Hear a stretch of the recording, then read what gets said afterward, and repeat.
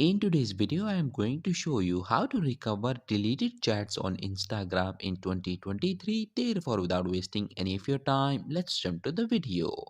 So, in order to recover your deleted messages on Instagram, what you need to do is to open the Instagram application. Click on these three horizontal lines at the top right corner of your screens and go to your activity. Now scroll down and click on the last option, download your information.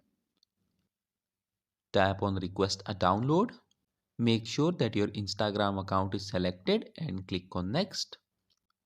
Then click on the second option, select types of information.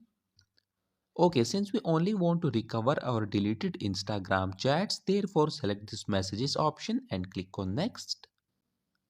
And then tap on submit request. After you click on submit request, within the next 24 hours, a file containing your deleted chats on Instagram will be sent to your email address. Once you have received that file, all you have to do is to download it and your deleted Instagram messages will be recovered. So that was it for this video and I'll see you guys in the next one. Peace out.